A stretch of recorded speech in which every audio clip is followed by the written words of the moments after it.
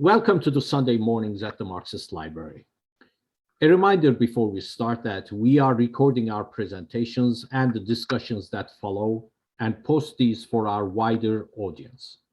The videos will be available both at our YouTube channel, ICSS Marxist, and our website, icssmarx.org, in the next couple of days.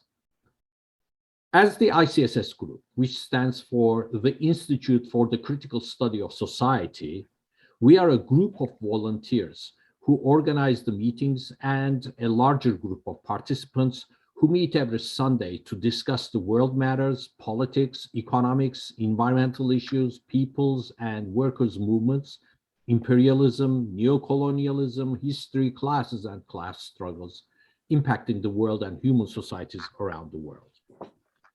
Before the pandemic, we used to meet at the Neville Proctor Marxist Library located at 6501 Telegraph Avenue, Oakland. However, after the pandemic, we decided to continue our sessions on Zoom, which also made us open up to the world online, real time. So as well as our local participants as speakers from the San Francisco Bay Area, we now have guests and speakers from all over the US and from other countries as well. They endure the time difference to join us. So welcome again and good morning, good afternoon, good evening, and even good night to you wherever you may be joining us right now. My name is Mehmet Bayram, and I will be hosting this session on Sunday, April the 10th, 2022. I'm a member of the program committee that organizes the Sunday mornings at the Marxist Library, and I'd like to start off by reminding everybody that we always welcome your input, feedback, and suggestions for topics and speakers. You can contact us through our website at icssmarx.org. For over 15 years, Sunday mornings at the Marxist Library programs have been a platform for diverse presentations on a variety of topics such as political economy, capitalism, fascism, socialism, communism, supporting struggles of the working class, the fight against imperialism, militarism, fascism, war, and supporting the environmental movement and the fight for class, ethnic, racial, and gender justice. This meeting is a comradely forum for political discourse and debate. The opinions expressed here are those of the participants, and they do not necessarily represent those of ICSS or the Marxist Library. However, we are united in our respect for the work of Karl Marx, and we believe that his work remains relevant today. Our motto is taken from Karl Marx's 11th thesis on Feuerbach, quote, "The philosophers have only interpreted the world in various ways. The point, however, is to change it." Sometime back, we decided to invite some of the left working class organizations to come and present their views on the current events, how they look at the issues, their political and organizational positions, and in general, how they see the world and how they are planning to change it. We have many groups influencing change around us, organizing, participating, joining, and as we say in Turkish, putting their pinch of salt to make the soup. That is, contributing to change the society to a better, rational, and a humane one. One such group is Workers' World Party. And in our series of inviting the working class organizations, what better choice than to start with them? Judy Greenspan, a longtime Workers' World Party leader and organizer, kindly accepted our offer to give us a history of the Workers' World Party and the role it played in the working class movements in the US and elsewhere. I have proudly participated in many social activities with Judy, the last being a newly formed organization in Oakland called SLAP, Schools and Labor Against Privatization, to prevent land grab by the billionaires and to stop the attacks on our schools, teachers, and education. In that meeting, I was very excited to see finally that the dock workers, the longshore unions, members of other unions, teachers, community, and students were all getting together to prevent the privatization and shutting down of the Oakland ports to build million-dollar homes, all the while trying to turn education over to some other billionaires to privatize our education system. Judy Greenspan, also as a teacher, is here with us today to talk about struggles and going around what that workers' world is involved in. From the war going on in Ukraine to Amazon workers who, for the first time, succeeded in voting to unionize their warehouse, to the pandemic, Workers' World is a significant contributor to the labor issues, environmental concerns, and community resistance to capitalism. Their online news site is workers.org, and their latest issue focuses on labor issues, highlighting the Amazon victory. So with that, I'll welcome and leave the floor to Judy. Welcome, Judy. Thank you so much. I think I can leave now. You sort of gave my talk, but but I'll maybe flesh it out just a little bit. Thank you very much to the Marxist Library. I think when I was first invited, I didn't understand it was the Marxist Library, so I wasn't really sure what my presentation should really be about. And then the more I thought about it, the more I thought, I could give you a sort of a static history of, Workers' World Party, where it came from. And I can talk about that after and be happy to answer questions about it. But I really wanted to talk about the two or the three, sort of the major focus right now of what Workers' World Party is involved in. And it does actually have to do with what the latest issue of the Workers' World newspaper is. Just to give you a little background, since 1959, since the beginning of Workers' World Party, we have been producing a weekly newspaper in, a solid weekly newspaper. And because of COVID, we stopped producing it, the paper issue, and just produced an online issue. And we're sort of in a hybrid, as you say, you're doing meetings in hybrid. We were doing a paper in hybrid. Once a month, we publish a paper edition. But you can see the paper at workers.org on a weekly basis. And the latest issue is focused on the tremendous victory of the workers' struggle. And so that's how I want to start. And I hope that it will. And I know I was actually at the library, again, virtually. And frankly, I look forward to when we can meet in person again, because I don't know about you, but I am very zoomed out. But of course, we want to continue to be safe, especially given the number of gray hairs who are on the call, that we need to realize, even though Joe Biden says it's all over and he's hugging Kamala Harris without masks, that we know that COVID is very alive and well. And as a teacher, I know that it's very alive and well, because basically I have been substitute teaching in classes of teachers who are out because they have COVID. So COVID is real. And of course, we need to be careful. But we did see over the past week, despite even on top, maybe because of COVID, we saw a tremendous Amazon worker victory in Staten Island, New York. And we think in Workers' World Party, and I think many of us on the left think, that this could really be a game changer in the working class struggle for unions and justice. And I know I was on the library talking about the Support Amazon Workers movement that we did a while ago, but I want to review and talk about specifically what happened at the Staten Island warehouse and where organizing is right now, and how we can be a part of it. Because I think it's important that we not only talk about these struggles, but that we try to figure out how can we be involved, even if we're not in a union. So the Amazon Labor Union, which is an independent union, which we could talk about that ad nauseum. Is it better to be an independent union? Is it better to ally with the Teamsters, who are now promising, they have made a commitment since their last election to aid Amazon worker organizing? But the workers at the Amazon distribution center, which it has over 8,000 workers, and it is the largest distribution center in New York State, decided to form an independent Amazon union. And they started organizing a little bit before the organizing was happening at the Amazon plant in Bessemer, Alabama. So they were sort of doing it in concert, but Bessemer was a little further ahead in terms of organizing the voting for the union. And this was, we're talking about last March. Okay, so after the Bessemer Amazon workers lost their first attempt to form a union, that's when things sort of kicked into gear in Staten Island. And the way that Workers' World Party supported the effort, and we were already in touch with some of the organizers like Chris Smalls, and Chris Smalls is a very dynamic union organizer who was fired by Amazon for his union organizing efforts, but basically continued to, to operate as sort of the lead organizer during the entire struggle for the union. But Workers' World Party formed an organization, helped form an organization called the Workers' Assembly Against Racism. And we did it, and the racism has to do with the way they treated Chris Smalls, who was a Black worker, and the way they were treating a lot of the Black and Latinx workers in the plant in a very racist way.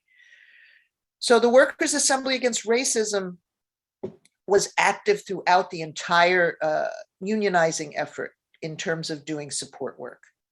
I don't know if any of you, I'm not sure if anyone here on the call is from New York City, or maybe you used to live in, I used to live in New York City and grew up on the East Coast, and I know exactly where Staten Island is. So you have to understand the logistics of Staten Island. Staten Island was sort of developed because people wanted to be really separate from New York City. I mean, it was set up sort of as a reactionary stronghold, a racist reactionary stronghold where all the white people went and a lot of white workers went. Now things have changed, and this was a long time ago, but things have changed since then. But they made it very difficult for people from Staten Island to get to New York City and vice versa. So all of the support work and all the solidarity work had to be done by taking a ferry or trying to find a car, and you can only imagine how hard it is for the workers themselves to get to the plant. Anyway, so there were a lot of, sort of logistical obstacles. But the biggest obstacle to the organizing is the union busting. It's probably not unprecedented, but I guess as you get more high tech, it becomes more crazy.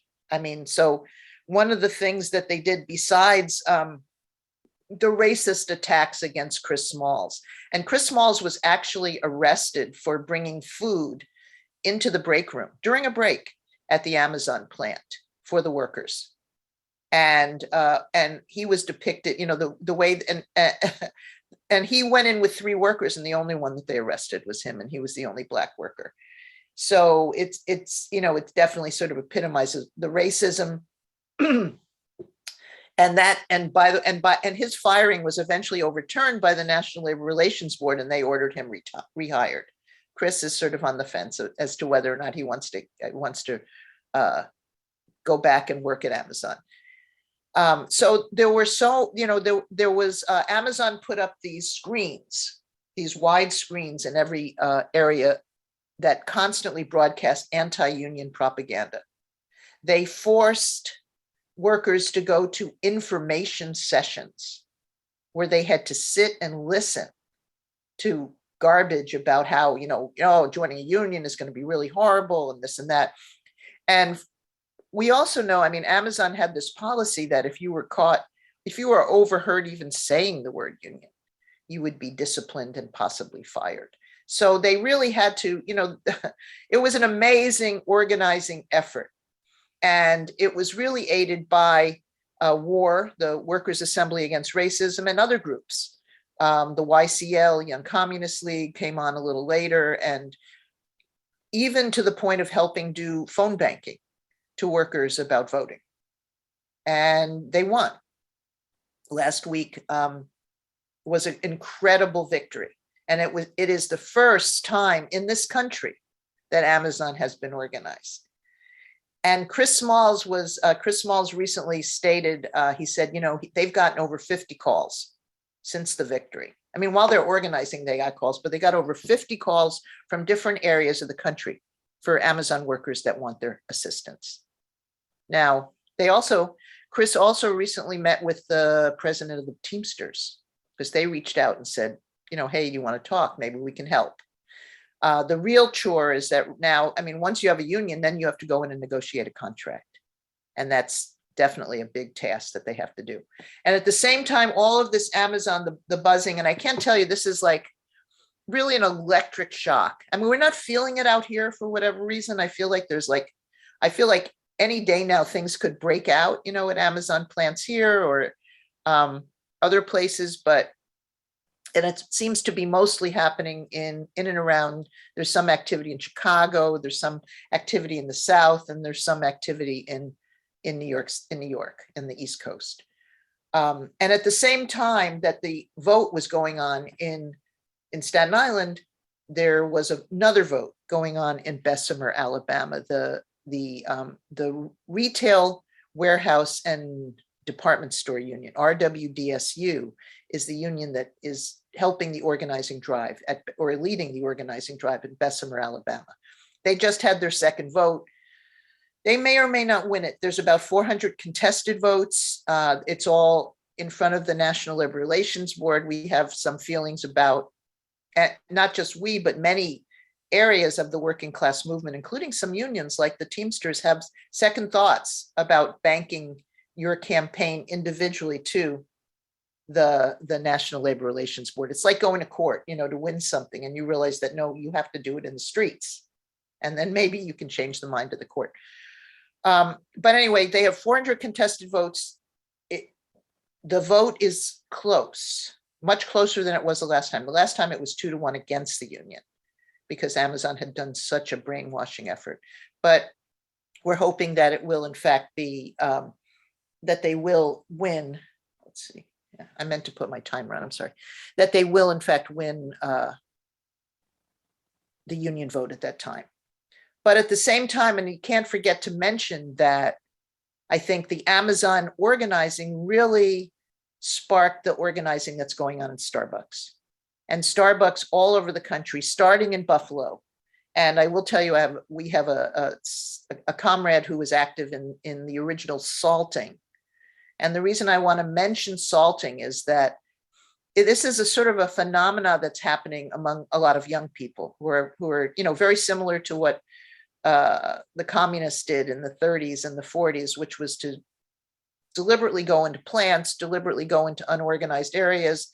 Now we have we have young people from many different groups who are going in, many different parties who are trying to basically solidarize, not just solidarize, but go into the working class and learn about the working class struggles. So they're salting, they're going in to Starbucks and Amazon and other places. And many unions are sort of encouraging this type of work. But unfortunately, salting is more for the youth, fortunately for them and unfortunately for us. But there are things that we can do. But anyway, so I just want to say that we have to pay attention to the Starbucks organizing. It's happened in over 100 Starbucks that there are actual union drives. And again, very few in California. And I'm not sure why, but there's been like a store in Santa Cruz or a store in like Marin City, or, just a couple of vague places but nothing in the Bay Area, nothing closer to where we are. But Starbucks has responded just very clearly, very much the way Amazon did. They have fired organizers, some of their union busting attempts, because their strongest organizing effort is happening in Buffalo. What they did in one shop is they just closed it. They were about to have a union vote and they just closed the store, which is a little easier than Amazon, because when you close a store, you're talking about maybe 15 workers. In another store, what they did on the eve of vote is they brought in a whole other workforce. In other words, they doubled the workforce at the store of new workers who didn't know anything about the union and were probably not going to vote for the union. But despite that, they have incredible victories, and most of the organizing has been absolutely successful, and the workers are voting for union representation. So why am I raising this? And I'm going to go into some other things. But what I'm raising, besides the fact that we live in a country that is maybe 9% unionized, the workforce is about 9% unionized as opposed to other countries around the world. And there's truly among sort of a disconcerting lack of knowledge about unions among young people who are out there right now working, and not only a lack of knowledge, but a distrust of unions. but that we have to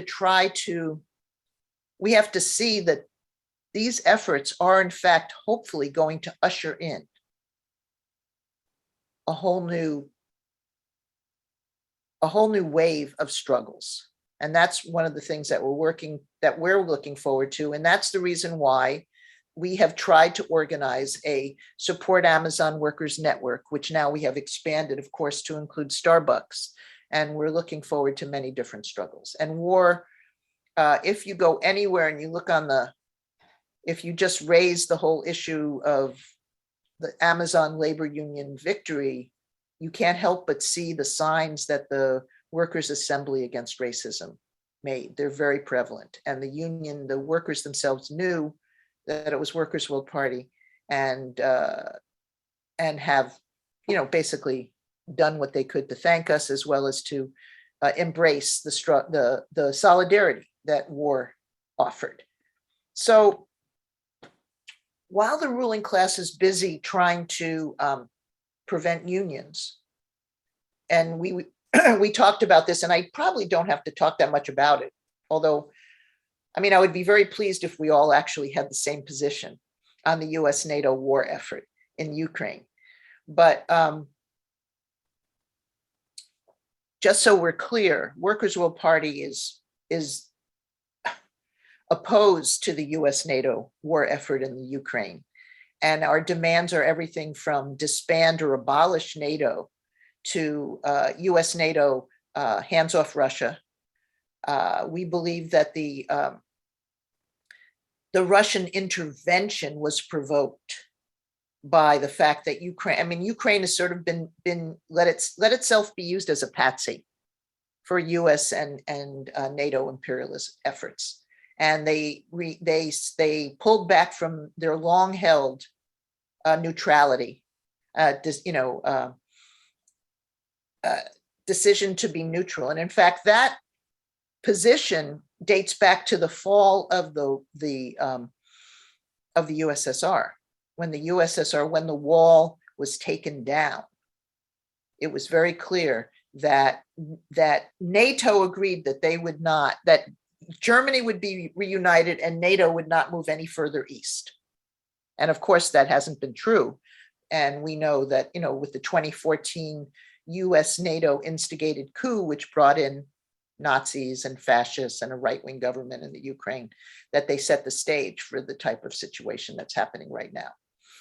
But I don't think we can talk enough about what our role has to be now. And it's difficult. You were talking about losing friends or losing comrades. We were part of a small anti-war coalition right after the whole situation, sort of the crisis broke out, and we saw the coalition just dissolve once Russia was forced to, basically go in militarily. And we've seen, like Norma said, the tremendous propaganda campaign. It really is. It's like, I think as socialists or Marxists or communists or progressive people, we have to wake up every day and just sort of say, okay, I'm going to try to keep this propaganda out of my head. I'm going to try to fight through it. And it's in the air. It's in the air. It's on the airwaves. Frankly, I can't listen to democracy. Not that I could barely listen before, but now I can't listen at all because their news is straight from the State Department. In fact, that's all who they're quoting. So I have to get at other sources like Workers' World, like sometimes some of the Chinese press, some of the RT, and some of the other things. Although, frankly, the US government has been going around censoring a lot of the truth. The small outlets that can get out the truth have been under the censorship and have been shut down, like Sputnik News. The US shut that down. So I think we know why. And I don't mean to minimize the suffering of the Ukrainian people, but I think it's a question of putting that suffering, blaming the right people for that suffering, and not blaming and not demonizing Russia. But why is it so easy for the US government to demonize Russia? And Russia today bears no resemblance, very little resemblance to the USSR. Although during the period that the USSR was in existence, the US would ignore the USSR and just call it Russia. And we know, I mean, those of us who grew up in the 60s and the 50s know that the government did a real number on people regarding anti-Russian propaganda, anti-Soviet propaganda, anti-communist propaganda. And they're sort of pulling out. It's so interesting because, at least from the perspective of Workers' World Party, I mean, obviously, Russia is not the USSR. It's not a socialist country. It's a capitalist country. But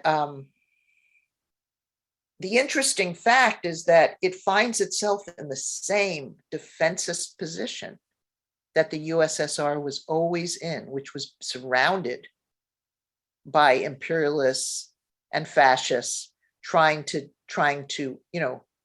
take down the government. And really, that's the goal of the US. They want to roll over, they want to destroy the government, they want to take over, they want to do regime change in Russia. They want, of course, access to all of Russia's gas and natural resources, the way the imperialists have always been. And once they have undermined the government in Russia, then they have an open channel to go to China, because the US really wants to, and we are supporters of the Chinese government. We consider it a socialist government. It has definitely a mixed economy, and we can talk about that.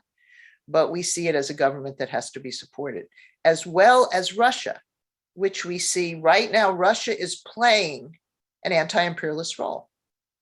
It has allied itself with Iran. It has allied itself with Syria. It has shown itself, it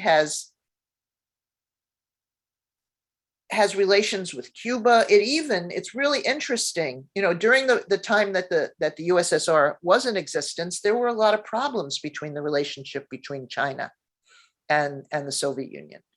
And we always felt that that regardless of these differences, they should be united, because their enemy is just waiting for them to pick each other off.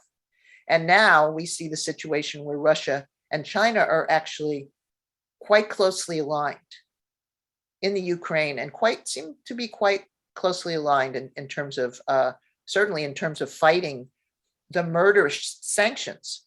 I didn't even talk about sanctions, but our position is no sanctions, no US sanctions anywhere, but particularly what the impact of these sanctions in Russia are horrendous. So we can talk about that too if people have disagreements, but I will say that our position on this war is very much goes back to our belief in the fundamentals of Leninism. And it really, what we're doing a lot of reading about the Bolsheviks, and how the Bolsheviks were really the only group that didn't fold under the barrage of national chauvinism and patriotism. Leading up before World War I, the Socialist International took a really strong anti-war position. And then because of many of them folded and many of them capitulated. And we see that happening with the so-called anti-war movement in this country. They're not necessarily socialist entities, although I'll tell you, DSA's position is probably all over the place, but their official position is pretty much lined up with Pacifica Radio. But that we feel that it is so important to arm ourselves with the Leninist approach, which is that we will never, ever support our capitalist government or the US capitalist government in a war effort anywhere. In fact, our job during a war effort is to hasten the overthrow or the overturn of that government, and to do what we can to stay, to stay the hands of the war makers, anyway.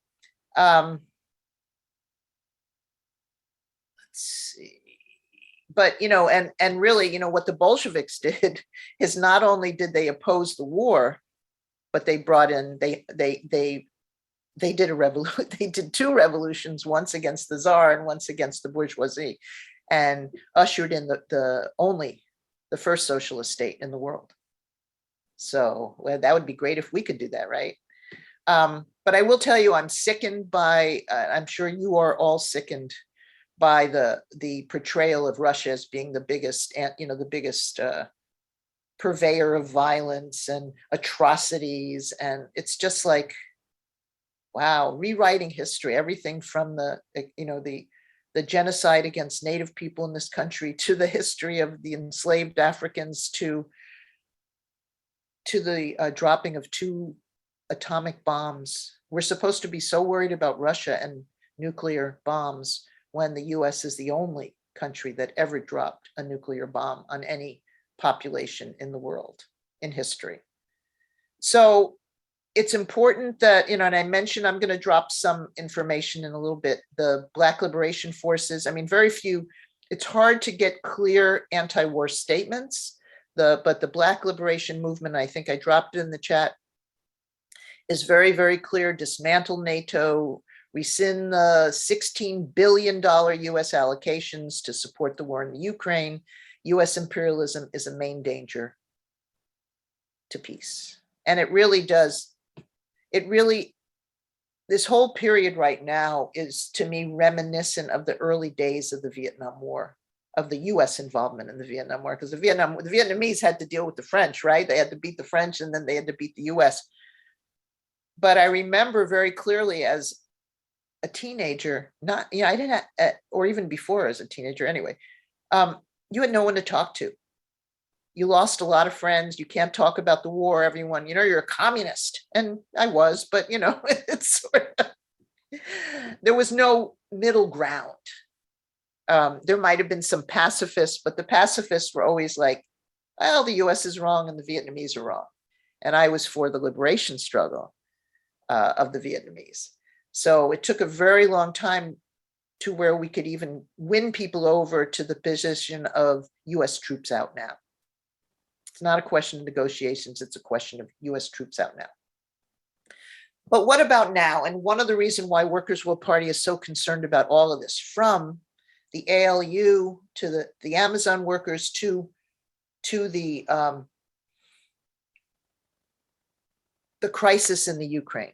And we haven't seen the end of it. This is just the beginning, and where it will go remains to be seen. And it could actually go to a very dangerous point. We have in this country, because of the fact that we believe that capitalism is at a dead end, that it really has no chance of it's sort of on life support, right? And it really has no chance of getting off that life support at this point. But it can, of course, create a lot of destruction for our class. It can, of course, create a lot of misery, a lot of racist attacks. But the danger of fascism, or the rise of fascism, is real. And I know you've probably had this, you've probably talked about this, but this all fits into the fact that we need to figure out a way to continue the union organizing, because the government could try to derail the union organizing that's going on for the war, like they tried to do during the Vietnam War, which they certainly did, unfortunately, during World War II. And then it really wasn't the US that defeated Hitler, it was the Soviet Union that defeated Hitler. But there is going to be, and there has been already, a rise of patriotism, which only fuels national chauvinism and racism. Because while this whole war has been unfolding, and Biden hasn't stopped deporting Haitians. But he has backed away from most of his promises, except for funding the war. The federal government just announced, for example, that it's no longer has funding for COVID vaccines for uninsured people. And we know that means undocumented. We mean that means Black and Latinx and other people of color. That means public school children. I just found out the vaccine clinic at the school that I teach at is over. They had been doing it once every 2 weeks, and it's over because of this funding cut.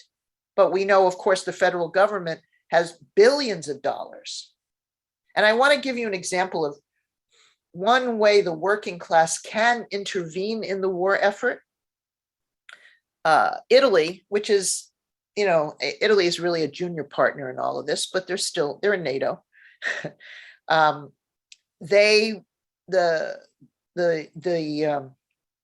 The government said that they were putting all this material together to make a humanitarian delivery to the Ukraine, which is food and medicine and all that. And the airport workers found out, in fact, they were loading the planes full of guns and ammunition, and they refused. They went on strike. It was a wildcat action. They said, I'm sorry, this is not going to help the people of the Ukraine. I'm sure they need food. I'm sure they need medicine. But all you're doing is you're sending guns so that they will be killed and others will be killed. So it was that's sort of it'd be so great. I thought about the longshore workers that were mentioned. Wouldn't that be great if they decided not to load the ships with the weapons that are going, I'm sure, that are heading over there to Europe? Or if the workers anywhere, oops, that was my 20-minute thing. So let me segue.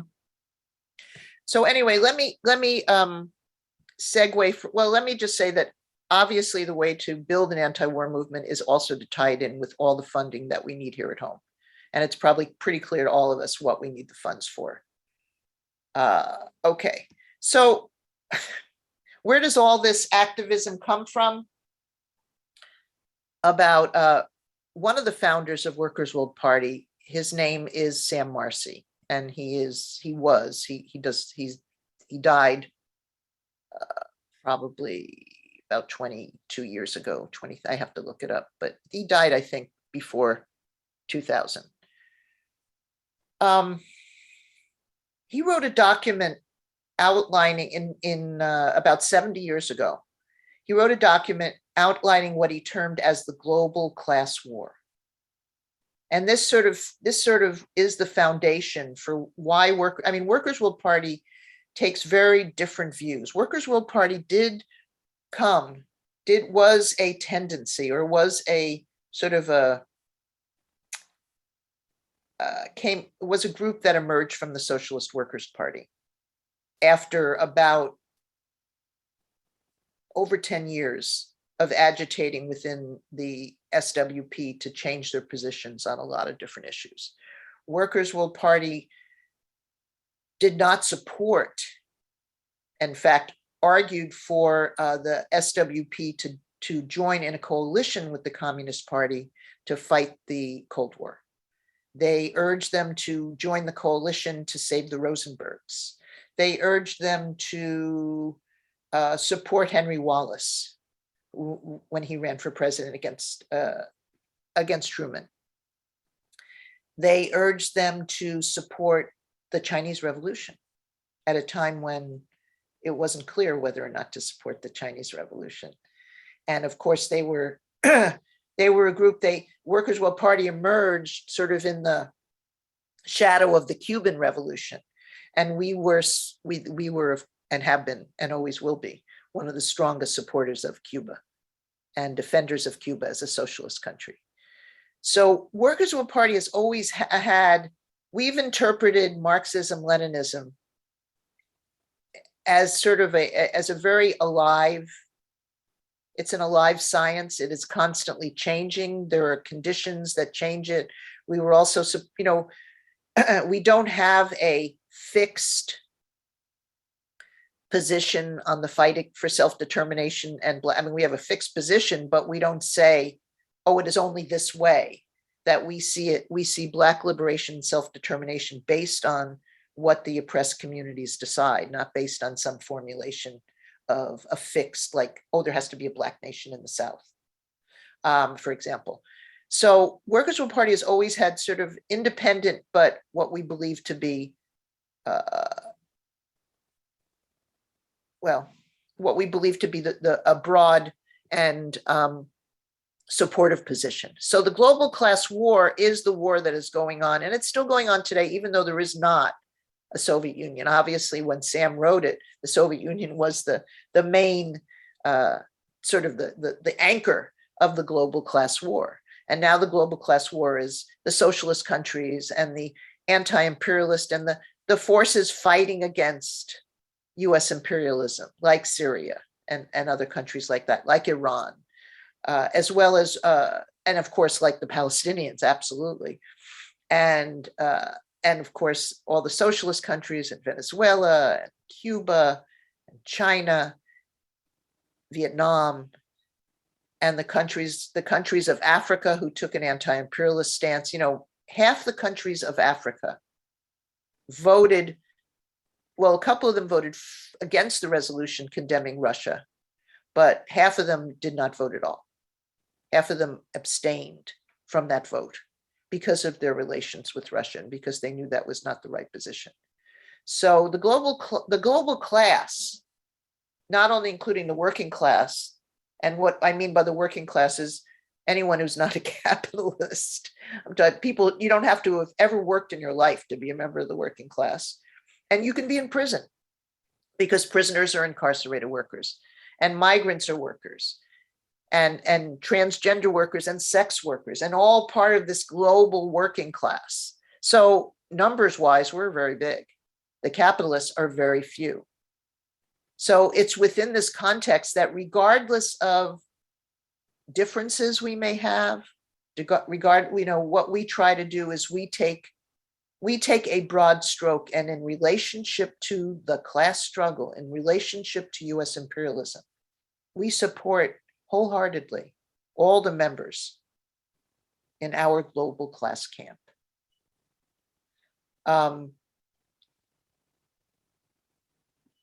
Okay. So I just want to, I'm just going to return a little bit to what was talked about in terms of the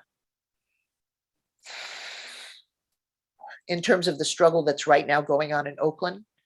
It's true that there is a growing coalition that we're definitely in support of between the International Longshore Workers Union, Warehouse Union, and also the teachers, as well as the community in Oakland and not just the teachers, but the education workers who haven't been brought in large numbers, unfortunately, but we're hoping to change that.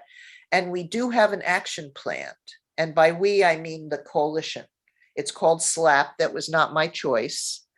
I was more for something that talked about the Oakland Coalition, OCAP.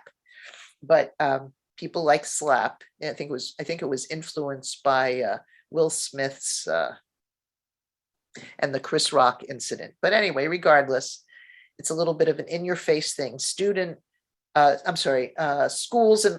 and labor against privatization.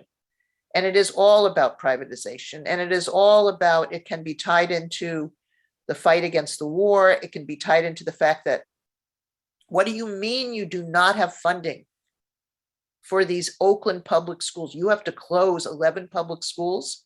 The government certainly has funding. Not just the federal government, but the state government and even the city government, even the school board. They have the money. So that's what we're fighting for. We're planning a one-day strike, which still has to be vetted actually tomorrow in the teachers union. And I hope that we vote for it. If not, we'll have to do a wildcat action. But many of us feel like it's very important to make the connections and to join together with the ILW Local 10. I hope that we can do it formally as the Oakland Education Association, but we'll see. And again, we need your help. We need your participation. We need your support. All of this are things that we should all be trying to figure out. Oh man, how can I get involved in that? And I urge you to join us. I urge you to check out our website at workers.org for some up-to-date articles. We in Workers' World Party, we know we cannot do, I can't come here and say, oh yeah, we got it all taken care of. We're going to do it. We need everybody's participation. And the coalition itself is certainly not a Workers' World Party started coalition. We joined it. I'm a teacher. I brought in Workers' World Party and, whatever we could do, as well as there are other people from many other organizations who are involved. And I think I will end there. I feel like I've talked. Okay, way too long. that was great. Thank you so much, Judy, for explaining those struggles that Workers' World Party is involved in. So we're going to have a short break with Eugene explaining the future presentations coming up, and maybe Richard Fallenbaum on some other issues, financial issues. So go ahead, Eugene, if you're there. Okay, I think I'm on. Am I? Yes, you are. Okay, outstanding. Okay, well, thanks, Judy. This was great. And as a longtime supporter of what Workers' World has done, I really appreciate your being here and talking to us. But I just want to say we have some programs coming up. Next week, we have Moving Towards a Socialism with a Left Unity Slate in the June California primaries. And Laura Wells will be leading that discussion, and it should be very interesting. Following that, I think we have a friend of Mehmet's from Turkey talking about the United Front and other kinds of things. And those are both on our webpage. And following that, on May Day, I think is I called dibs on an earlier to talk about the abolishment of war, which is going to happen according to Marxist as well as anthropological theory. So that's coming up also. So you can check our webpage, and we'll continue to put these in our announcements. And unless there's more, somebody wants to say more, I think we can go ahead to Richard. Richard is not with us today. Oh, Okay. well, give us money. Yeah. We have both on our webpage, and Richard Falabama's here. I see him. okay. You see him? He's right here. So I couldn't Richard, find speak him. up. Sorry. You just spied the mouse there, but good to see you, Richard. It's yours. Thank you. I'm starting to use my new phone as my, so at any rate, excuse any problems. Yeah, we still need funds. Actually, we may need more funds to operate this worldwide service of ICSS Sunday morning at the Marxist Library. So we're welcoming contributions, either small regular ones or larger intermittent ones. Either way, or any combination of that, we welcome. And there's I can't today put on something on the chat, information on how you can contribute, but there is information on the email, the announcement email that you received. And there's also information in the on our website, ICSSmarks.org. There's a contributions button, and you can it'll show you exactly how to contribute. So I appreciate all the people who've contributed already, and look forward to more from other persons. Thank you. Thank you very much, Richard and Eugene. So before we go to the question and answers, I'd like to just lay the ground rules. Usually we allow people to make comments or questions for about 2 minutes, and then we allow the guest, presenting guest, to respond to them. And if you can please raise your hands, we're gonna pick people from that list.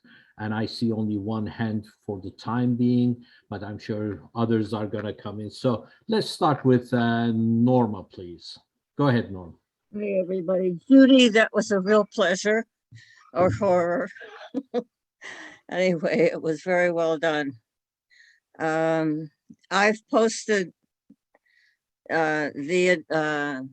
link to the presentation I got onto yesterday of VJ with Mitch Jeserich at KPFA. I'm always glad to see KPFA taking a good, forward, well-analyzed position. It's kind of scarce. And VJ's was magnificent. And it clarifies, it goes over the history in a way that very much integrates anything anyone might want to say with other people. So I urge it strongly. And then I picked up an MR, a monthly review article with the same substantiation, including how the US is fighting for nuclear predominance over Russia. And it has been doing that for quite a number of years. And this is regardless, it says, of the inevitability of a nuclear winter, which, you know, I should feel terrible because it's so worrisome, but I don't have time to do that either. So, and remind people that if you want the chat, run your cursor over what there is and copy it and put it in your computer and your Word or something like that. And yes, there is that 3-dot option out there at the bottom across from everyone that says copy the chat, but I never can find it when I go back for it. So I like to put it on my own computer work. Okay, thank you, Norma. I have 4 hands as we go along. Let's start with Raj, and then is Jean, and then Yusuf and Richard Fallenbaum. Go ahead, Raj. Okay, Mehmet, thank you. I think Yusuf was ahead of me, but if you want me to go, I will go first. So, Judy, thank you very much. This is really good to hear that Amazon's, at least the first Amazon warehouse has been, they've succeeded in winning the battle. I think that's a very, very important victory because I came here in 1966 and 33% of the US workers were unionized. They were also pretty pro-imperialist by and large. So there is this other issue. Just because you're unionized, that's not sufficient. The other thing is what your party is doing. And in that connection, I wanted to ask you this. You made a statement about the United States as imperialist power, Russia is capitalist. I don't have a disagreement on that. But I have some problem with China as categorized as a socialist. And the reason is the fundamental of Marxism is that the mode of production decides the nature of the state, not the party who runs it. Now, I know there was a short period in which new economic policy was done, but Lenin never called it part of socialism. He said, yeah, it's a backward step, and we will remove it as soon as possible. And of course, a lot happened. Soviet Union collapsed. That model didn't work. So new innovative models are necessary. But don't you demoralize the worker by calling another country that is exploitation of workers is going on, and then they actually lower wage, and then American workers have lost jobs because of that, and then tell workers that that's socialism? Then what do they have to look forward for? So that's my question. How do you put these two things together? I know your Workers' War Party is a dedicated Communist Party, which means Workers' Party. So please explain that to me if you could. Thank you. Sure.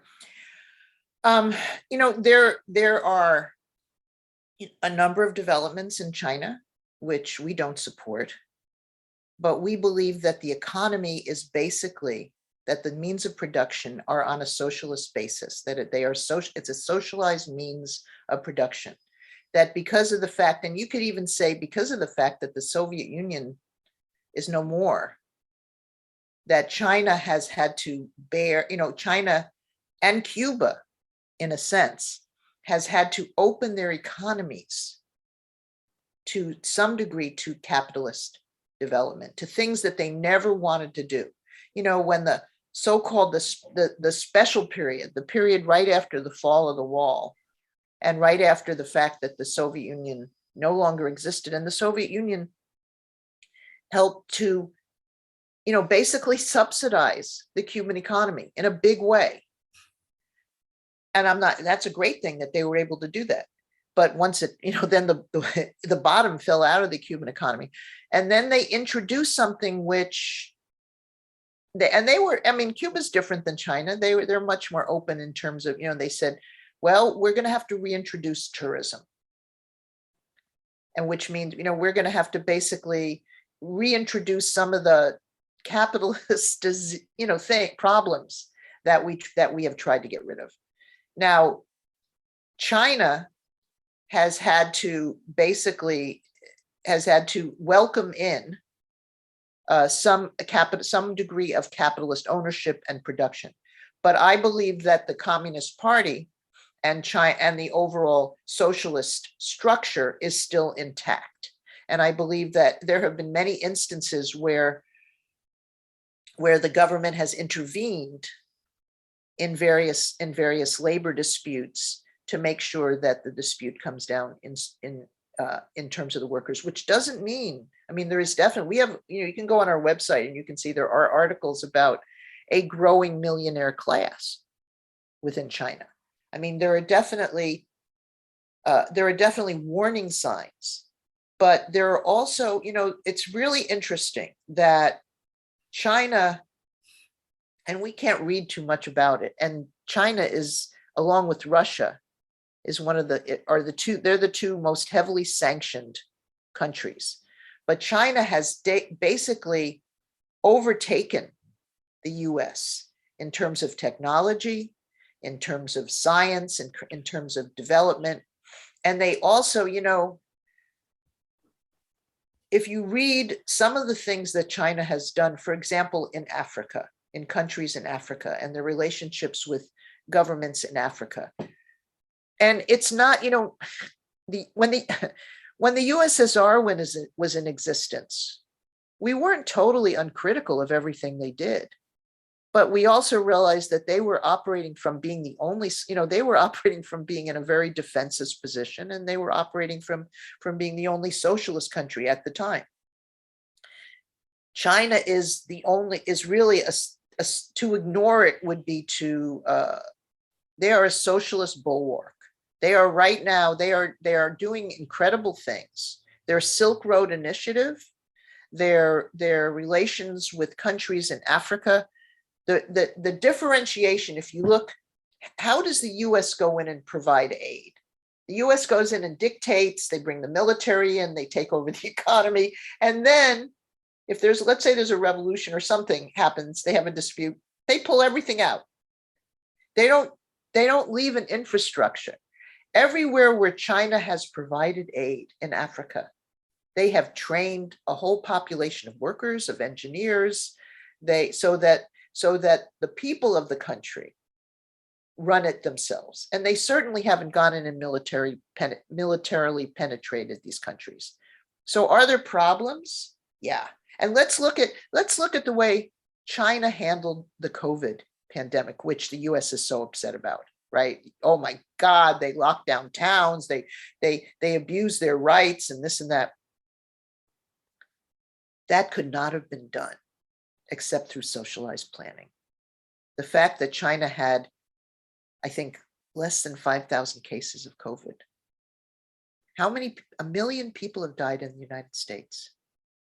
So I think it's important, and I'm probably talking too long, you should cut me off, but I think it's important. Go to our website, workers.org, look up China development, look up China COVID, and we actually have a book that we published with a lot of people. It's called Capitalism on a Ventilator. And it's all about COVID. And it's very much about how China handled COVID and also how the other socialist countries, Vietnam, Venezuela, Cuba, as opposed to the way the US handled COVID. And I think that, and you can download that from our website. All of our books are downloadable. And that's it. I'm sorry. I talked Great. too much. Thank you, Judy. Next, we're going to Yusuf. I think I skipped him in the first round. Okay, so Yusuf, go ahead, please. Okay, so, thank you very much. And I've been, through personal connections, familiar with Workers' World over some time. I'm not in it, but as far as NATO, I think the correct position should be unequivocally abolish NATO, but I do understand that as an immediate demand, NATO out of Ukraine, NATO out of Eastern Europe is presentable. However, concerning Iran, I think that it deserves some criticism, although it's not in the imperialist camp, and it has been targeted by imperialism. The regime there is far from desirable, and I would not put it in the same category, definitely, with Venezuela and Nicaragua and so on. There was a popular uprising against the Shah, but it was sort of preempted and in a sense put in a wrong direction by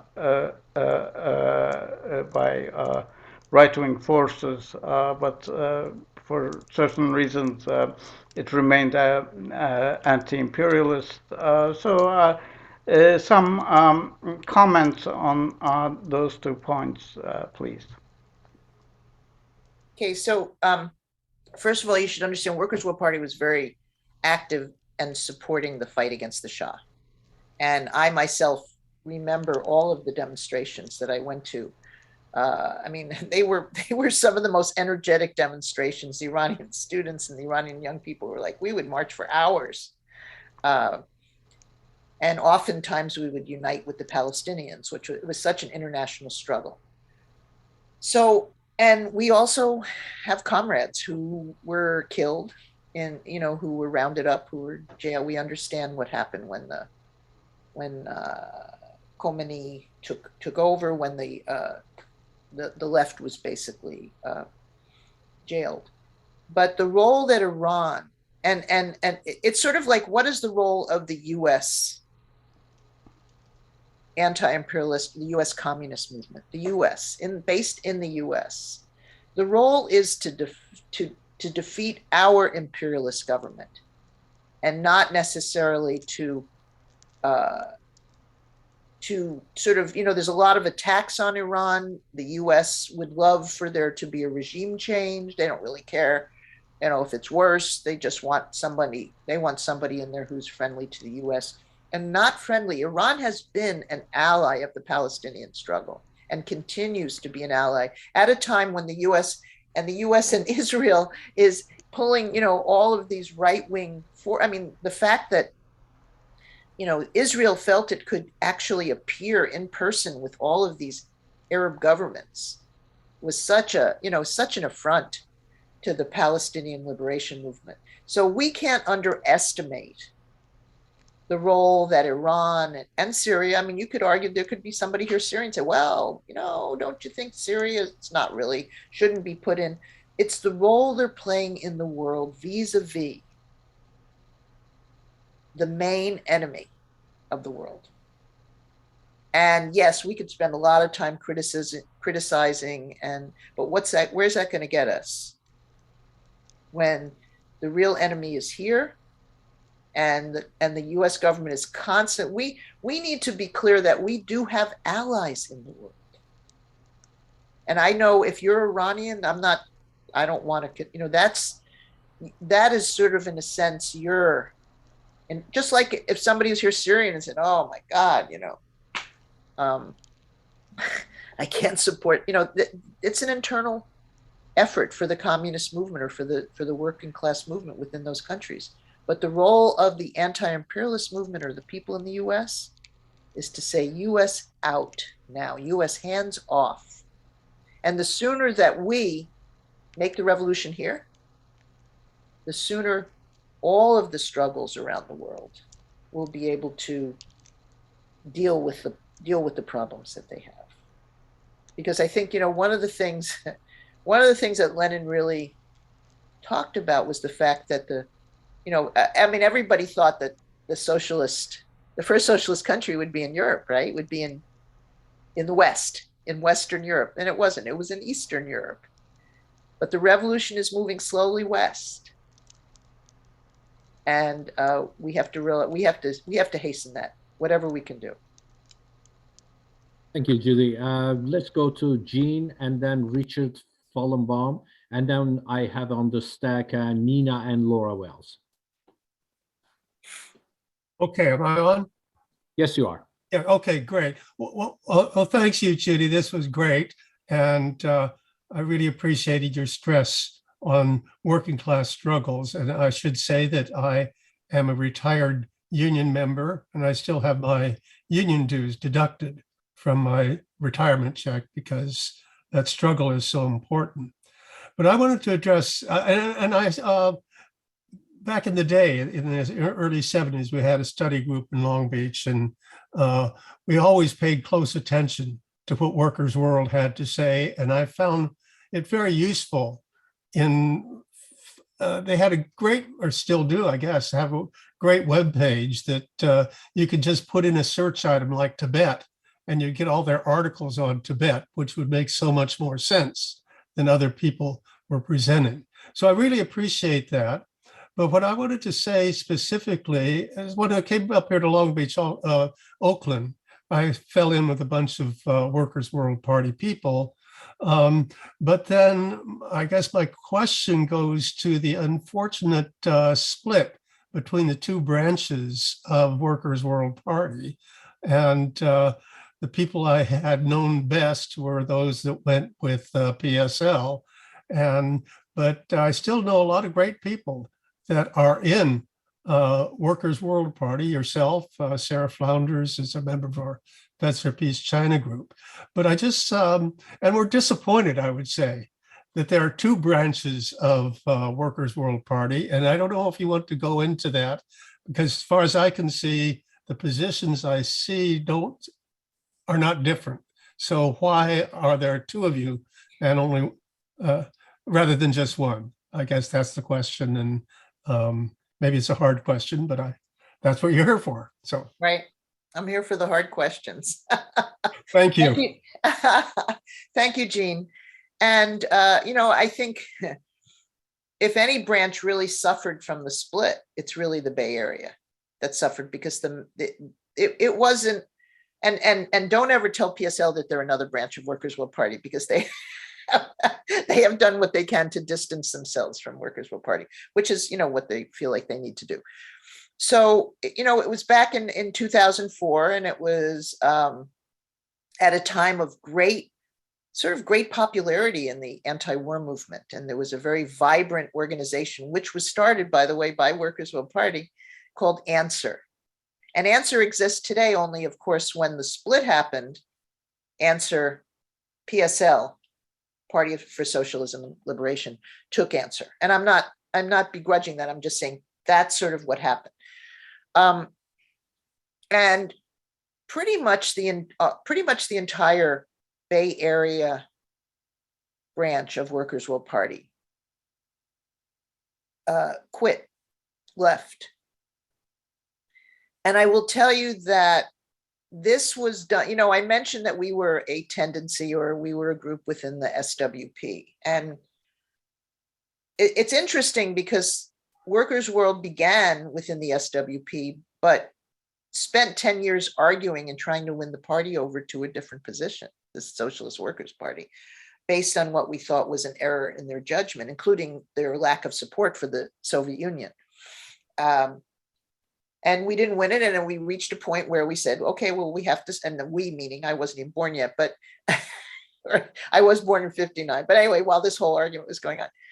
So they raised very principled positions on a lot of different issues, joining coalitions and stuff. And and couldn't make any headway. And so they said, okay, well, then we have to form our own group, and they left.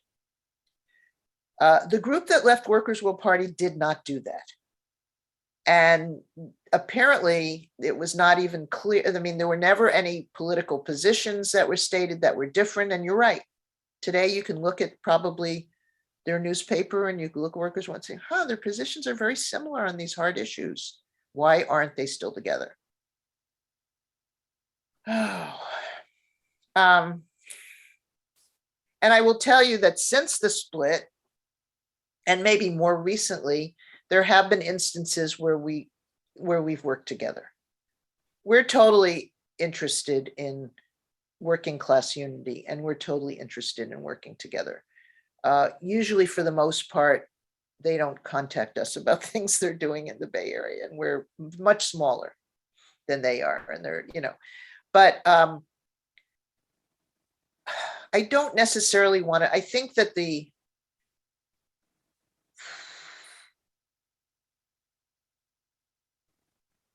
differences were more form than substance. There were some issues around Workers' World's the leadership, the being very focused on the fight against racism and other issues like that. But I think they just thought they could do it better. I think that was sort of the bottom line, and they split, and it was not a great split. There was lots of problems with it, but it happened, and it's sort of it's water under the bridge. What I think is really important is that as we move forward, if there's a way we can figure out to work together, particularly given the fact that the communist movement in this country is so tiny compared to the power of the imperialists, that we need to figure out ways. It's no longer, it's sort of like whatever ego things were involved, they need to sort of go down, and we need to figure out a way that we can, I'm not saying they're going to rejoin Workers' World, and we're certainly not going to join PSL, but there are certainly ways that we can work in coalition. And we did, and we have. We did, we worked together minimally in the short-lived anti-war coalition during the outbreak of the Ukraine crisis. We've worked together on other things, Cuba, Venezuela.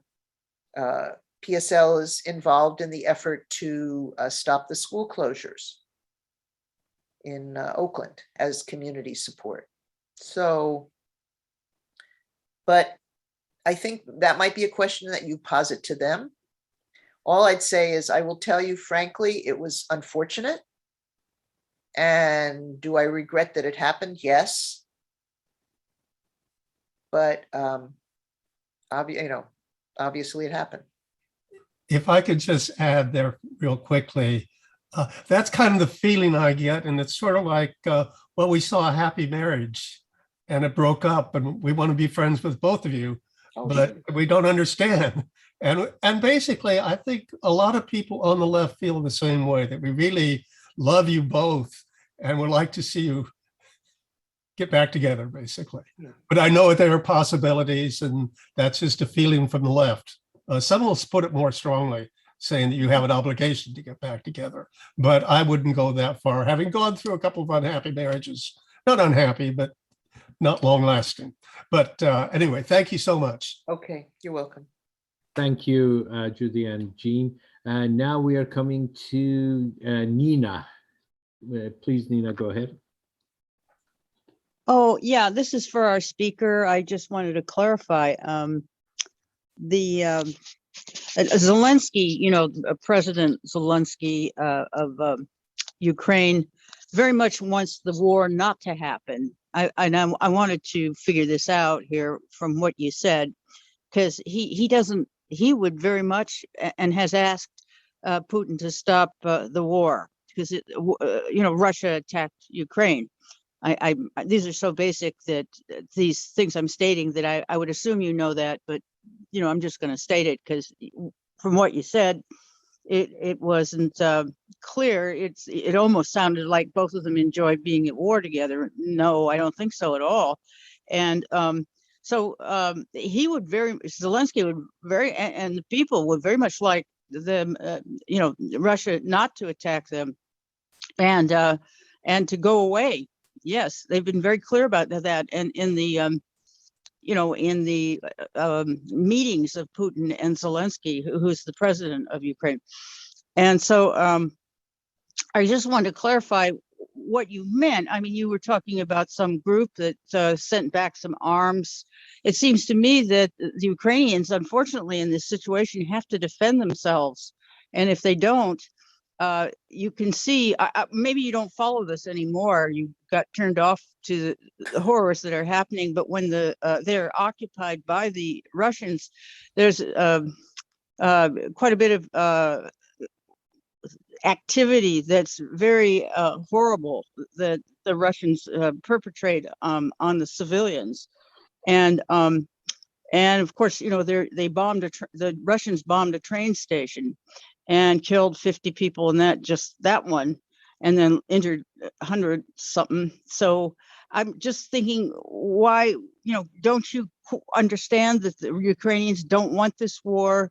And but they have to defend themselves. So what would you have them do? So thank you. If you could answer. So just to be clear, I did not say that I have stopped reading about information. What I said is that I have stopped bombarding myself with so-called leftist media, which is really repeating what's coming out of the State Department. I think it's really interesting. I cannot, there was recently a US-NATO war against Yugoslavia. And during that war, 28,000 bombs were dropped on the Yugoslavian people by US and NATO. And it was an anti-imperialist struggle. And the US never, ever, did they invite anyone from that to their Grammy Awards? Did they invite any of them to the White House? This war has been orchestrated. It has been paid for and orchestrated by the US and NATO. It was, it honestly started way before even the wall fell in Germany, but it was fueled and the seeds of it were put into place after the 2014 coup that was paid for and financed by the US, CIA, and NATO. And that coup brought out the fascists and brought out the neo-Nazis and brought out the right wing. Just the way. So you think there's a right wing? Wait. Can I finish? No, go ahead. No, thank you. Because I don't think this is really a discussion. I think you asked your question. No, I'm really glad you mentioned the Nazis and the right wing, and they brought out the Nazis. But the U.S. press has minimized. It's really funny. The U.S. press is totally. Let the speaker answer, please. Yeah, go ahead. But regardless, and I think Jacqueline Luckman on one of our webinars was really clear when she said, any Nazi is too many, even one Nazi. How can we even be arguing about this? And just that, there's tremendous racism in the Ukraine, and as there is in the US. And I'm not saying, there's racism is racism, but it's a country that learned, I'm sure, very well from the US, and the treatment of migrant workers, for example. So like when they were evacuating after, after the Russian intervention, they were holding the African, they're letting the white Europeans go and keeping the African workers still there, the migrant workers. So the racism that's there is very, very apparent. Does the Ukraine, do they need US arms? No, they actually need to step away from the US and NATO, and they need to return to their position of neutrality. And they have the power to do that. However, they're being manipulated. Our demand, and I totally agree. Yes, abolish NATO, abolish ICE, abolish prisons, abolish capitalism. I got this shirt that just says abolish capitalism. Let's just get rid of it. But our job has to be to say, US, NATO out. We need that funding to keep the schools open in Oakland. We need that funding for education, for jobs, for healthcare. how dare they withdraw funding for COVID vaccines when they are pouring billions of dollars, unnecessary dollars. Ukraine army is already highly militarized, as well as all of the governments that are surrounding Russia. So, and I don't believe that Russia wanted this. Ah, Wanted to, I'm sorry, dear, wanted to intervene in, I think that they were pushed to do it. They were forced to do it by the who forced situation. them? Who forced them? Can I get Let's not thank you. speak out of turns. Let the speaker No, no, I please just wanna know. maybe you respond. could mute her? That would be good. Yeah. Thank you. Okay, we have Nina, I'm sorry, we have, I'm sorry, Laura, and then I have my hand up, and then after me comes Janet, Sharon, I'm on the and list. that will be the, Okay. Richard, I'm sorry, Richard, I really did skip you. Laura, if you would please just wait one more second. I skipped completely over Richard Fallenbach. So let's have Richard Fallenbach. Go ahead. Well, yeah, just parenthesis. We don't have time to debunk all the lies of U.S. imperialism today. But the one lie about the train station in Ukraine, it's pretty much been proved that that was an attack from the Ukrainian government on Ukrainian citizens who were attempting to flee the war. It's been established undeniably. And I'm not going to go any further. I want to get back to the main point. And I just want to say that this is the first time we've asked a representative of one of the Marxist revolutionary parties to present something. And we didn't really formulate questions that we wanted to ask, I don't think, very precisely. So I wrote down a couple of questions that I thought maybe not can be addressed today or not, but one of them, the first one is, and I wanted to focus on Workers' World Party itself, not a, that is, everything else is sort of secondary. And in comparison to other Marxist groups, how would you approach the question of a theory of revolution? We talk about there needs to be a revolution in the United States. Well, in the communist movement or the revolutionary movement, we always talk about something called the theory of revolution, and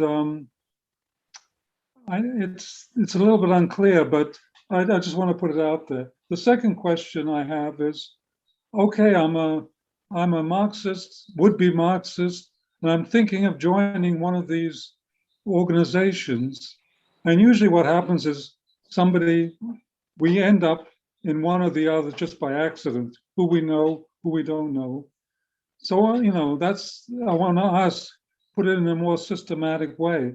How would you characterize the internal organization of Workers' World and the inner political life of Workers' World? And thirdly, aside from the Workers' World PSL thing, how does Workers' World see the constellation of self-described revolutionary groups, and what is your strategy in relating to them? And I realize these are all vague questions, and they should have been presented to you earlier, before.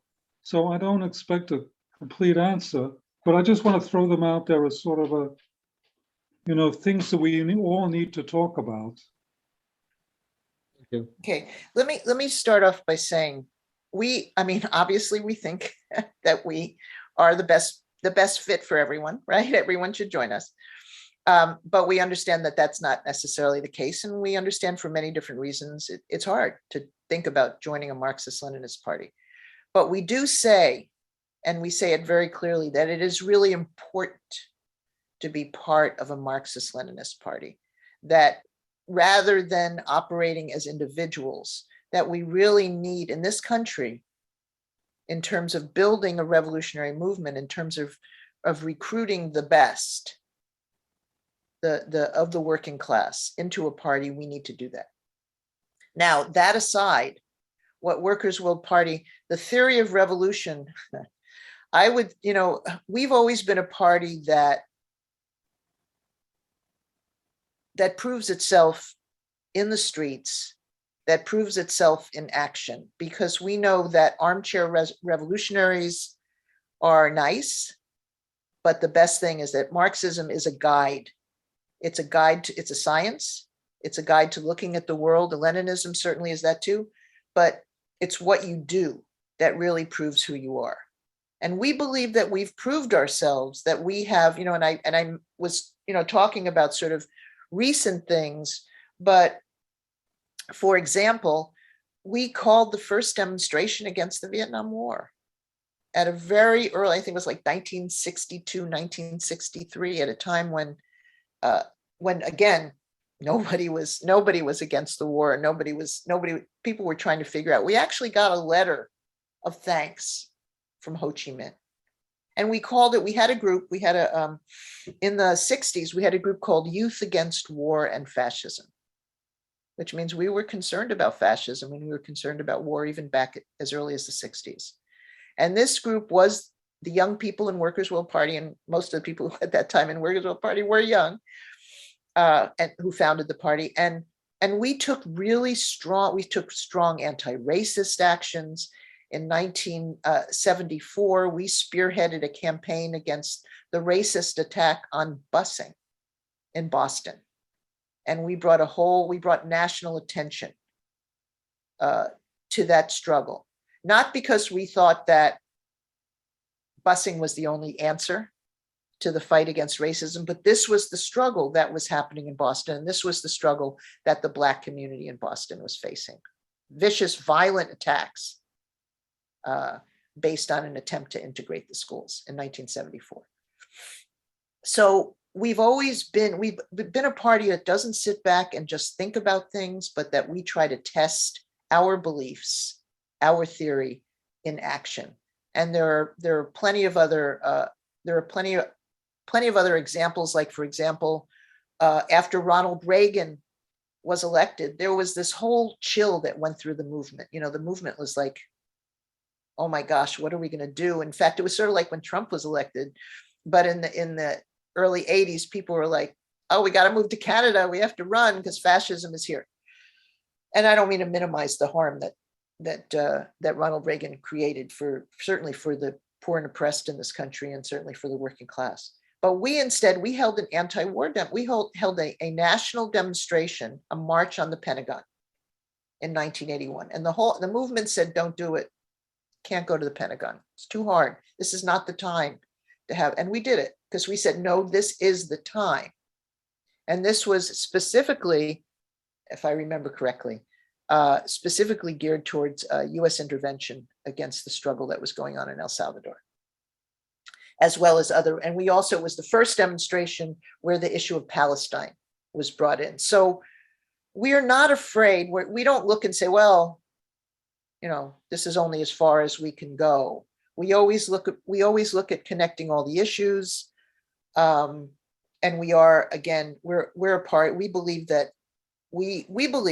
that our party is founded in the best traditions and the best thought of Lenin and of Marx, of course, but that we're really, with imperialism, we're really dealing with Lenin and the state, what the state has become, what imperialism is doing to the world. And we really sincerely, we believe very strongly, and that may be one of the reasons why we are, have close relations with the Filipino movement, because we do believe in international solidarity. We believe that the struggles that are going on abroad, and there are certainly many more exciting struggles going on abroad, whether they be in Africa or Latin, and I said abroad, but I mean also, off the USA area, but in Latin America, in Asia, and that these are our comrades. These are our class brothers and sisters and siblings. And we try to solidarize ourselves and be a part of, but we know that in terms of, what drives our party, it's bringing down the capitalist system in this country. How we do it, obviously, if you read Lenin, and I can't go into it right now, but there have to be material conditions, right? We have to be aware. We are constantly reevaluating what are the historical and material conditions that we're facing right now? Are we in a revolutionary situation? Is it time? Well, we don't think we're there yet, but we do believe that the capitalist system is in such a crisis that it can't pull itself out. And that's why we need to redouble our efforts to organize in every area of the working class, in particular, right now, in the unorganized. But yeah, and we can't do it alone. We need everybody's help. And I better stop because I've gone on. Thank you, Judy. Next is Laura. Go ahead, Laura. Okay, well, I just wanted to say thank you, Judy, for your expressions of solidarity and giving balance to the struggles that we have both among the countries of the world and among the organizations that are fighting for change. One of the things that I think is the biggest legacy of Hugo Chavez of Venezuela was that he gathered together regional integration, and even beyond that, with recharging OPEC but a whole lot of things, particularly in Latin America. And so I just had a question about you mentioned Russia and China and a whole bunch of sanctioned countries that still people say, oh, well, they're imperialist. If they're so imperialist, why are they being so heavily sanctioned by the imperialist king of all, the US? But just if you have any thoughts, and I know you've got to leave pretty soon, but any thoughts about the non-aligned movement? I know you mentioned the countries that did not vote for that UN resolution, but just, any quick thoughts about the non-aligned movement of the countries of the world and how that's what you see about that. Thank you. Sure. No, thank you. And I posted something in the chat a while ago about a webinar, which is really very much on the sanctions. And I want to, there is a website, there's a group called, I think it's called, oh boy, what's it called? No More Sanctions or Sanctions Kill. Sanctions Kill. Thank you so much. God, that's my brain. But Sanctions Kill, and it has a lot of resources about all the sanctions. There's something like 33 countries in the world that the US has sanctioned.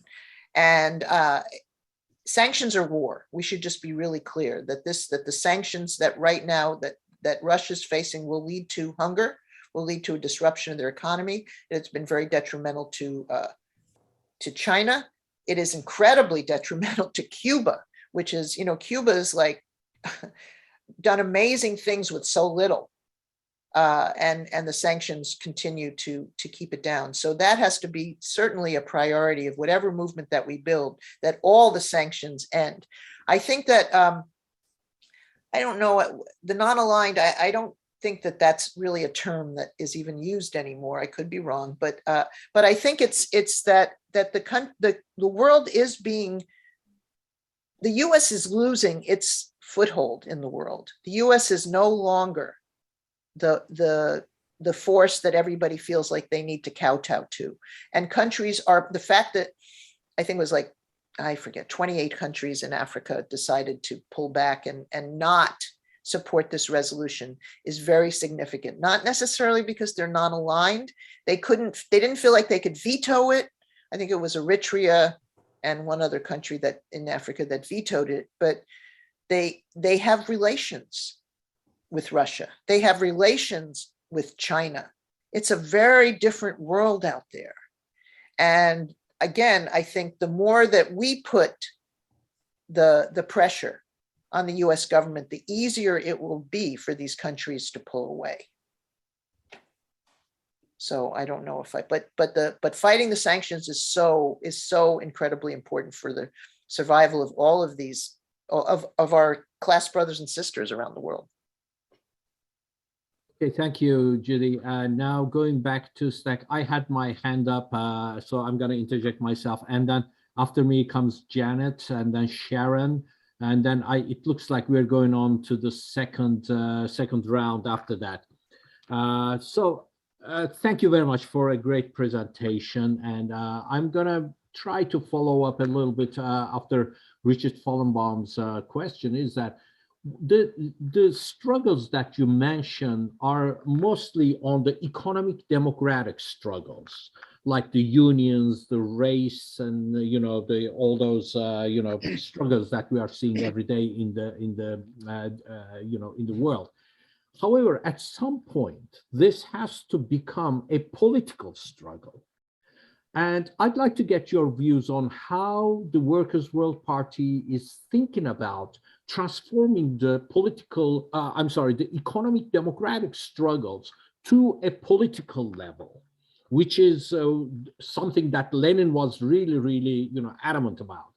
And I guess the second thing is that in order to do that, I believe we have to struggle with what is preventing us from going forward, both on the economic democratic struggles that we are seeing and also on the political level. Something is preventing us. And one of the factors here we see are the union bureaucracies.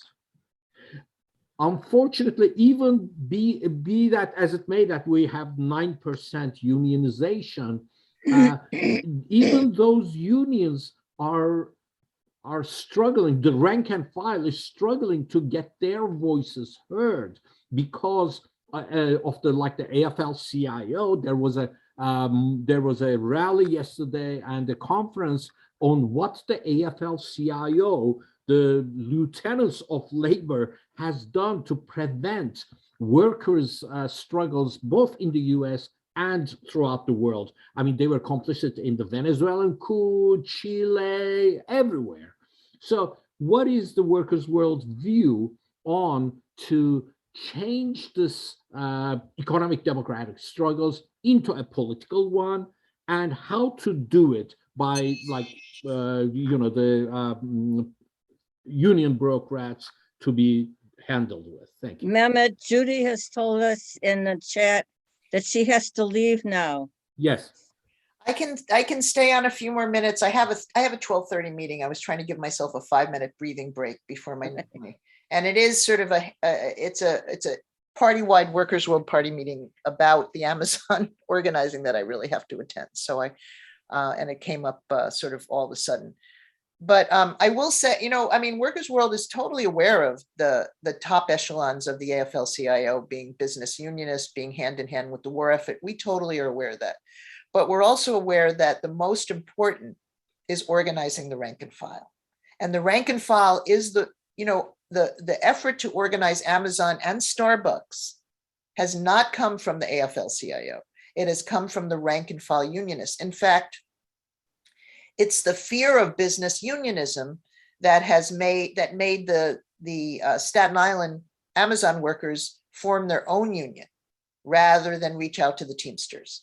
There is a group called Amazonians United, again, who are sort of an independent union effort for Amazon. Now, I'm not necessarily saying that's the best way to go, but in the organizing for a union, in every struggle, the struggle molds people. It doesn't, I don't think you keep people in this I sort of disagree with your characterization of democratic, of being in the democratic arena. We have no relationship with any shape or form to the Democratic Party or to the Republican Party. And we're not the people who jump up and down and say, yeah, let's run candidates or let's do that legislature, because we don't believe in it. But we're not going to come out. I mean, if the oppressed community, this is where the issue of self-determination, which I didn't really get into, but the oppressed communities, that there's a tremendous attack right now, which can't be ignored, which is very important. And it's an attack on voting rights. It's an attack on reproductive rights. It's an attack on LGBTQ plus rights, all of the anti-trans legislation, everything.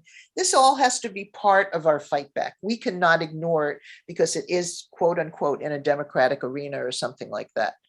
But in the organizing, and we also don't think, we think revolutionaries have to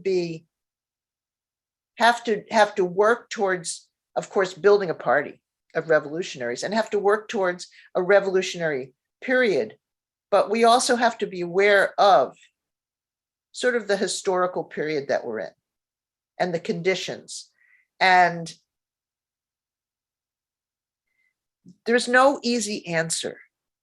What we're trying to do now is we're trying to build Workers' Will Party. We're trying to ally with as many other groups as we can who share our perspective. We're actually, trying to even ally with groups people who keep US NATO out of the hands off the Ukraine in the forefront, and we might have a few disagreements about Russia. We don't really like that, but on the other hand, building a united front at this point is something that's really important, given the way this country is going. So I don't totally know how to answer. All I want to say is that we can't make the conditions be revolutionary. I don't think that we can turn around I think that the material conditions along with the organizing of revolutionaries are what need to create that revolutionary situation. And we want to be ready for it. And we know that when things really crack open, and they might crack open as the result of an attack at an Amazon plant. We don't know. I mean, look at what started the Russian Revolution. It was women workers striking on International Women's Day. So it's like, we're near to International Women's Day. And, so you don't know. And I would rather not characterize, but I will tell you that we don't just support struggles because they're for limited democratic rights, that we're always looking towards. Is this going to open up a deeper struggle? That's Thank really you very much. I know we've extended the time for you. May I just the last one? Sharon has not spoken, so after that we'll let you go, and we'll do that. Sharon, go ahead, please, and let's try to keep it brief. Thank you. Okay, well, I thank you, Judy, for mentioning the struggle in Oakland against school closures, which is absolutely part of the broad struggle nationally against privatization of public resources. And I'm involved in that, so appreciate that. Let me just say that I agree with almost everything you said about the war, except that I think it was a mistake.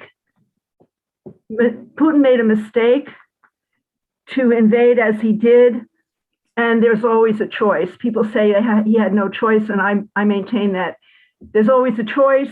And I've been watching Noam Chomsky recently. He's been on C-SPAN. He's been at a lot of places. He was interviewed by Bill Fletcher on a program that was sponsored by the Communist Party and a lot of other organizations, left organizations. And he was quoting someone else that I can't remember, but he said, the US is fighting to the last Ukrainian.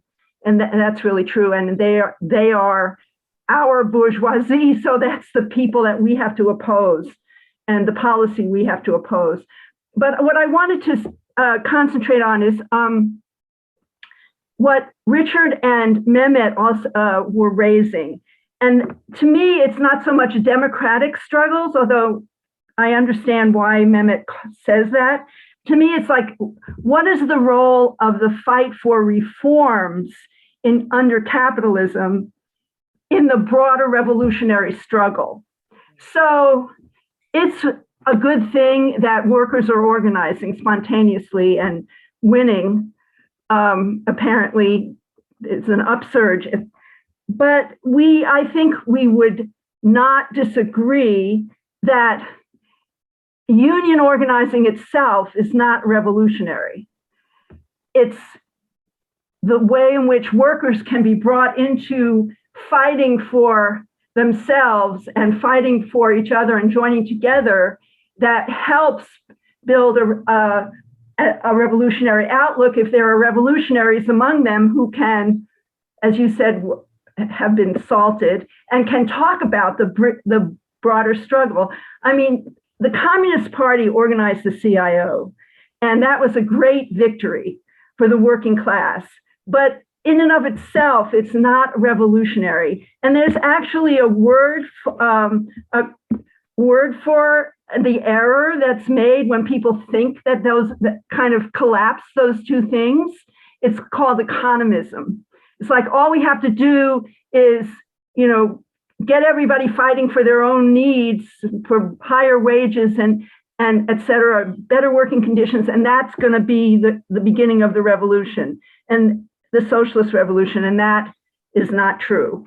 So I think it's really important from a slightly more theoretical viewpoint to ask the question, okay, well, people spontaneously fight for their own needs. So what is the role of the fight for those kind of reforms, or the fight against fascist tendencies, or the right wing, or the fight against privatization, which is a real thing that capital is doing these days?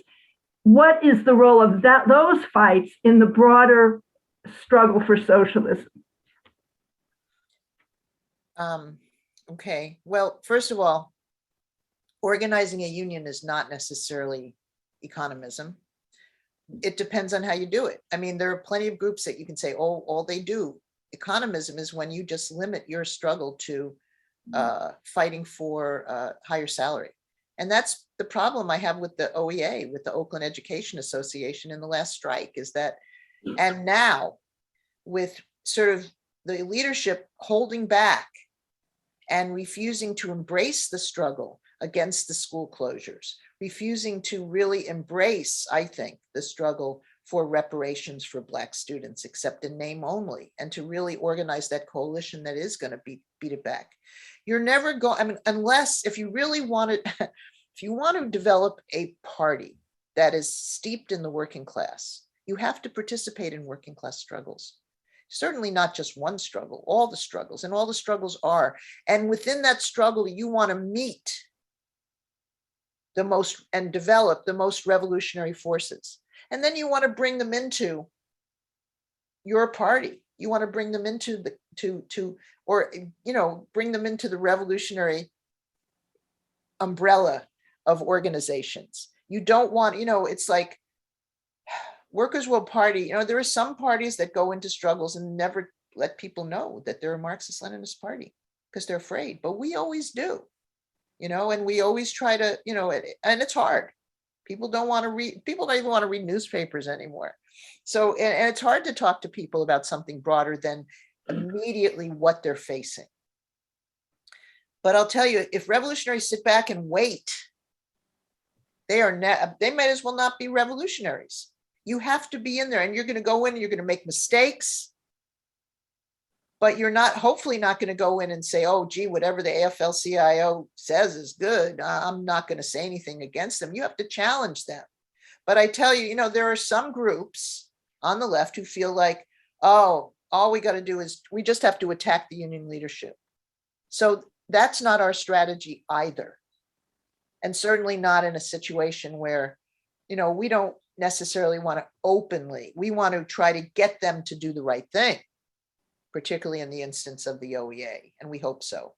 But we will certainly, if the rank and file decides, well, we just have to move ahead without them, then we're certainly going to support that. Because you're right, the school closure issue and the issue of uniting and having a coalition with the longshore workers is so important. It's such a critical coalition that, can you imagine if the Alameda Labor Council decided to do a sympathy strike against the school closures?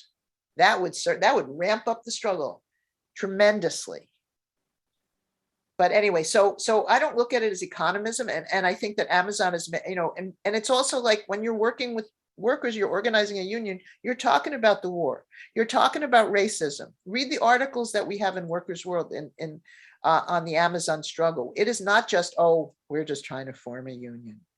All of the issues are there, and we're trying to, and just organizing a workers' assembly against racism and having that be the public organization that supports the effort has brought lots of consciousness, I think, to people.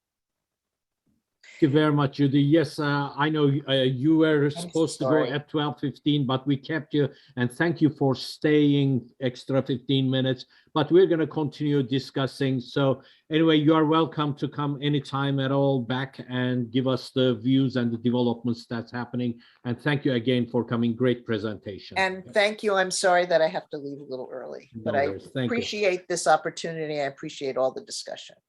Thank you. Thank you. Thank you. Okay. Now we're going to go to Janet Cobran. She was on the stack, but then she dropped off because of computer problems. So Janet, go ahead, please.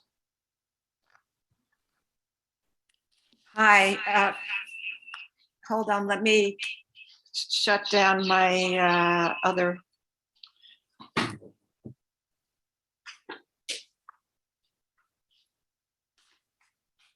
Is there an echo? There was, but not anymore. Okay, good. So, all right, I had wanted to say something directly to Judy, but I guess I won't be able to. We had participated in many Palestine solidarity actions together. I also wanted to mention to Jean, so you talked about being a retired union member and you pay dues. And I used to think I was a retired union member, the United Federation of Teachers, that's New York City Teachers Union. And I pay union dues, but I learned last year, at least in New York City, that retired workers are not union members. And I've recently been involved in a lawsuit against the city of New York brought by New York City retirees. We have won that lawsuit, but that's another story. I'll talk about that another time maybe, but it's a very interesting story. But I wanted to talk about my perspective on Ukraine and Russia, which comes from Scott Ritter. I don't know if any of you have been following what he's been talking about and writing about. I'm going to post in the chat a number of items that you'll be able to see, but you probably recall that he was a UN weapons inspector that before the Iraq invasion, he said there were no weapons of mass destruction. He was a whistleblower, and they put all kinds of pressure on him, and I think he quit. He also had been commissioned as an intelligence officer in the Marine Corps. He has other military background, so he knows a lot about military matters. He has been talking about how the Russians don't bluff, that they have legal justification for going into Ukraine the way they have. And there are 2 articles about that I'll be posting. I won't go into detail about that. He also talks about Russia's military strategy that he has analyzed. And well, one of the things in terms of the Russians don't bluff, they're not going in, this is according to Scott Ritter, they're not going in to occupy Ukraine. And what they have done in Kiev and Kharkov and Odessa are examples of I can't remember the exact term he used, but it's a strategy to distract basically the Ukrainian military in order for the Russians to do what they really want to do, which is get control of Mariupol. That's the only city that they're really interested in. As far as the attack on the train station and Bucha and the other supposed war crimes, those are false flag operations. And I think those who just think that these were done by Russia should do more research and anyway, and not buy into the US propaganda. Scott Ritter also talked about the Olympics in China, in Beijing, where Putin met with Xi Jinping, and they came out with a joint statement, and that is significant in all of this. And as far as the sanctions, so Russia has not been allowed to use the SWIFT system, which is forcing Russia to find other ways to get paid for the oil, the imports, or I'm sorry, their exports to like Europe and elsewhere, to pay in rubles. And that is a way that the US is going to be weakened. In any case, I think in the end that the best thing that we should do about the Ukraine situation is, given the propaganda and the deplatforming of dissent, is to continue educating ourselves as much as possible with different points of view as much as we can, and help educate others. And so I'll I'm gonna end here, and I'll post the items I talked about.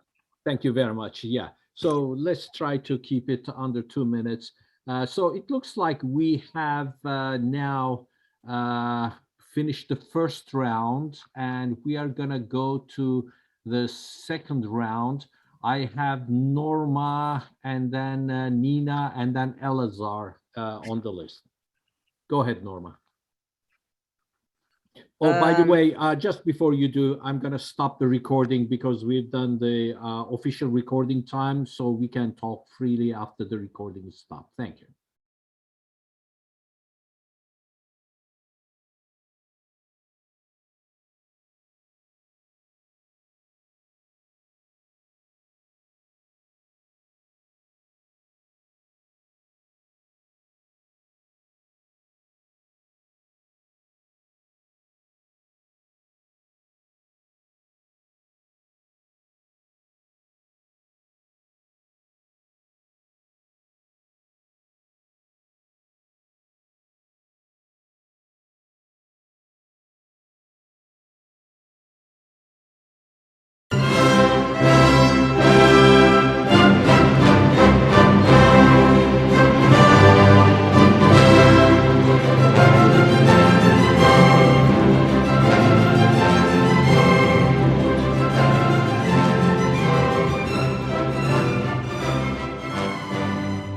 Institute for the Critical Study of Society at the Nebo Proctor Marxist Library receives no corporate funding, nor do we have any paid staff.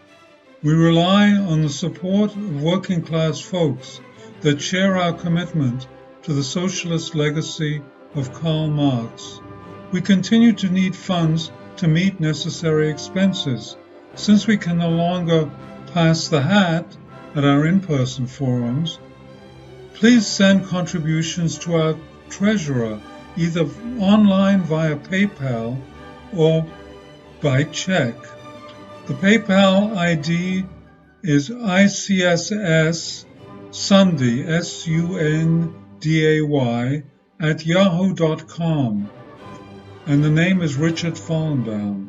And checks may be made out to Richard Fallenbaum and sent to him at 1225 Nielsen Street, Berkeley, California, 94706. Fallenbaum is spelled Fallenbaum. To donate directly to the Marxist Library, send a check to the Nebel Proctor Marxist Library at 6501 Telegraph Avenue, Oakland, California, 94609, or directly or donate online at www.paypal.me/npml. For information, write to npml at marxistlibr.org, and the website is marxistlibr.org.